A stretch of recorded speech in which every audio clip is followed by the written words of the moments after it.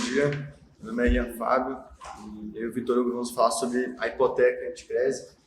São espécies de garantias reais. E agora eu vou começar falando sobre o resumo do trabalho.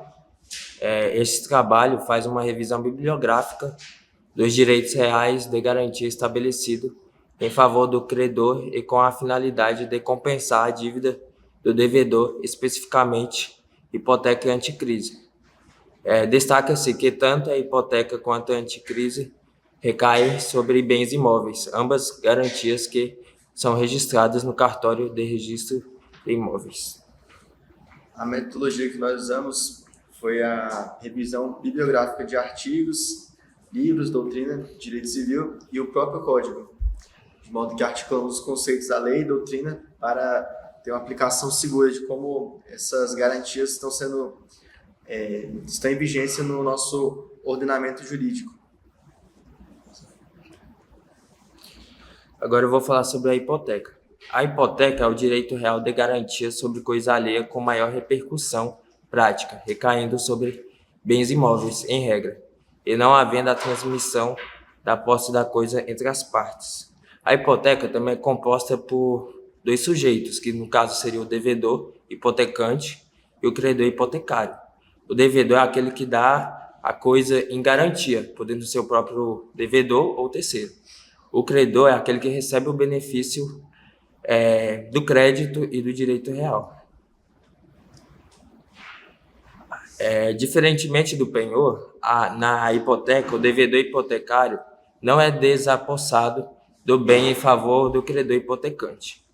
A hipoteca liga-se, ao contrário, a bem imóvel atual, futuro ou condicionado, o que inclui, segundo o artigo 1473, os imóveis e os acessórios, o domínio direto, o domínio útil, as estradas de ferro, os recursos naturais, independentemente do solo onde se acham, os navios, as aeronaves, o direito de uso especial para fins de moradia, o direito real de uso, a propriedade superficiais. Uma característica importantíssima da hipoteca é a necessidade de registro junto ao registro de imóveis sob pena de nulidade da garantia. O Código Civil limita a hipoteca a prazo de 20 anos, podendo ser prorrogado por mais 10.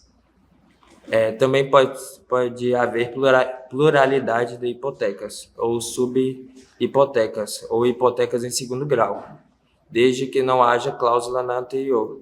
Em contrário, a execução da segunda hipoteca, porém, dependerá da primeira, salvo no caso de insolvência. Vencida a primeira hipoteca, ou já em execução, o segundo credor pode remir o imóvel, ou seja, ele se oferece para resgatar, pagar o que o devedor deve ao credor, e fica como o primeiro credor. Porém, se o devedor chegar a quitar essa dívida, o depósito do segundo credor será ineficaz se o devedor quitar essa dívida, no caso. O adquirente do imóvel hipotecado, desde que não se tenha obrigado pessoalmente a pagar as dívidas aos credores hipotecários, pode se exonerar da hipoteca, abandonando o imóvel. Mas para isso ele deve notificar o vendedor e o credor hipotecário, para que assim consiga transmitir a posse do bem imóvel para eles. Se o imóvel hipotecado for loteado ou se construir domínio edilício, a garantia pode ser dividida, mas deve haver concordância dos novos proprietários. Com isso, o credor só pode se opor a esse desmembramento se caso houver prejuízo a ele. Seguindo a lógica da Lei 6.015 de 1973, a de registros públicos, não podem ser registradas no mesmo dia duas hipotecas, uma hipoteca e outro direito real sobre o mesmo imóvel, em favor de pessoas diversas. A exceção fica por conta da escritura que acontecer que aconteça no mesmo dia e que estejam registrados os horários, no caso, para que assim consiga manter a ordem da preferência e prioridade da hipoteca. Aqui agora eu vou falar um pouco sobre os tipos de hipoteca, começando pela hipoteca convencional. A hipoteca convencional é criada pela autonomia privada ou por convenção das partes, conforme preceitos e regras até o presente momento estudadas. A hipoteca cedular. Podem o credor e o devedor, no ato constitutivo da hipoteca, autorizar a emissão da correspondente cédula hipotecária, na qual permite o artigo 1486. A hipoteca cedular pode ser emitida na forma e para os fins previstos em lei. Agora temos também a hipoteca legal. A hipoteca legal é a hipoteca conferida por lei obrigatoriamente nos casos previstos pelo artigo 1489, na qual confere a hipoteca legal às pessoas de direito público interno sobre os imóveis pertencentes aos encarregados da cobrança, guarda ou administração dos respectivos fundos e rendas, aos filhos sobre os imóveis do pai ou da mãe que passar a outras nupícias antes de fazer inventário do caso anterior, ao ofendido ou aos seus herdeiros sobre os imóveis do delinquente para satisfação do dano causado pelo delito e pagamento das despesas judiciais, ao co-herdeiro para garantia do seu quinhão ou torna da partilha sobre o imóvel abjudicado ao herdeiro reponente, ou então também ao credor sobre o imóvel arrematado para garantia do pagamento do restante do preço da arrematação. Temos também a hipoteca judicial, que valem como título constitutivo da hipoteca judiciária a decisão que condenar o réu ao pagamento de prestação consistente em dinheiro e a que determinar a conversão de prestação de fazer, de não fazer ou de dar coisa em prestação pecuniária. E, por fim, temos a hipoteca vias férreas. O artigo 1502 estabelece que a hipoteca sobre as estradas de ferro seja registrada no município da estação inicial da respectiva linha. Isso acontece por ser inviável registrar a circunscrição de todas as linhas pelas quais passam o trem. E temos... passar um pouquinho... E agora, como que se extingue a hipoteca? De acordo com o artigo 1499, extingue-se a hipoteca pela extinção da obrigação principal, pelo perecimento da coisa, pela resolução da propriedade, pela renúncia do credor, pela remissão ou pela arrematação ou abjudicação.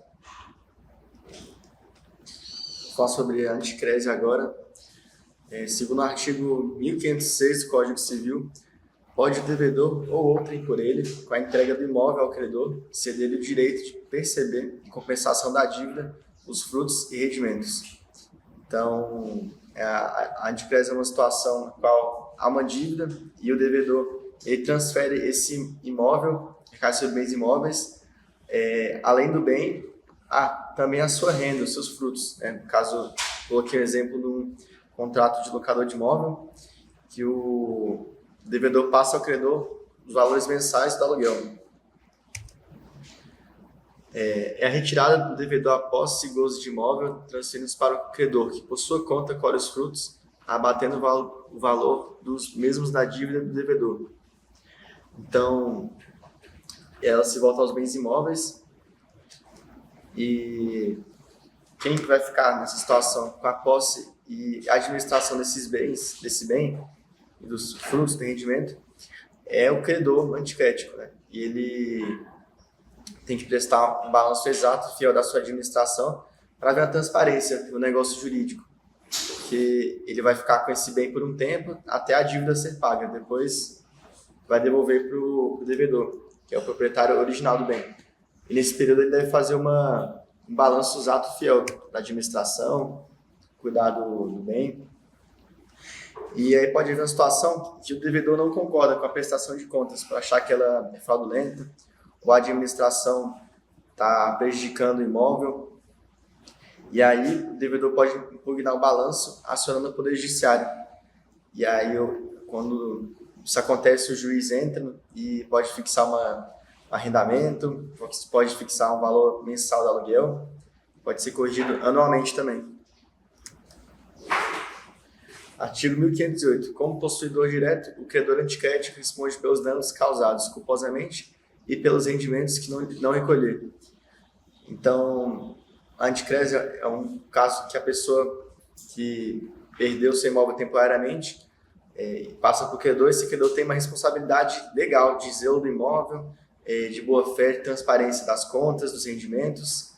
E caso isso não ocorra, o devedor pode acionar a justiça. O adquirente dos bens dados em anticrésis poderá remi-los antes do vencimento da dívida, pagando na sua totalidade a data do pedido de remissão e emitir-se-á, se for o caso, na sua posse. Ou seja, o prazo máximo é 15 anos da anticrésis, mas antes disso pode haver a remissão da dívida. O credor não querer mais administrar os bens do devedor. Aqui eu anotei algumas regras especiais também. A anticrésia, ela não tem que ser utilizada de uma maneira para explorar o bem, os rendimentos, com fins de usura, né? Na verdade, a intenção é uma garantia que vai solver a dívida. Tem a ordem de preferência de garantia também. A ordem de registro impera, porque o mesmo bem, como a gente viu que a hipoteca e a anticrésia recaem sobre bens imóveis. Então, no caso, a preferência é de qual se registrou primeiro, no cartório de registro de imóveis, se foi a hipoteca ou se foi a anticrésia, que terá a preferência. E a última regra que eu coloquei é que o credor anticrédito não tem preferência sobre a indenização do seguro. Então, por exemplo, se o devedor tem um imóvel, um apartamento, e aí há a situação da dívida, da garantia anticrédito registrada, e aí esse devedor passa esse imóvel para o credor anticrético. E aí, por algum motivo de força maior, o prédio vaza gás e ocorre um incêndio. Se o proprietário original, né, o devedor, ele tiver um contrato de seguro, esse devedor vai ser o beneficiário do seguro, porque a jurisprudência entende, né, que o contrato de seguro foi feito antes da situação de anticrésia, então, portanto, como ele pagou, é o segurado que vai ganhar o direito ao benefício. E extingue-se a anticrésia quando o pagamento da dívida, término do prazo legal de 15 anos, perecimento do bem anticrético, caso de desapropriação do bem, caso de falência por parte do devedor, renúncia do anticresista pela execução ou venda do bem, quando o credor anticrédito não opusesse ao direito de retenção. E as considerações finais, a gente colocou essa comparação aqui, a garantia do penhor, que recai sobre bens móveis, né, e a transferência do bem ao credor, a hipoteca, que recai sobre bens imóveis, só que não há transferência do bem do devedor ao credor para solver a dívida. E por último, a anticrésia, que há transferência do bem ao credor com o intuito de o credor aproveitar os frutos, rendimentos, para solver a dívida. E é isso, nossas referências, a gente usou as doutrinas, o Código Civil e alguns artigos. É isso.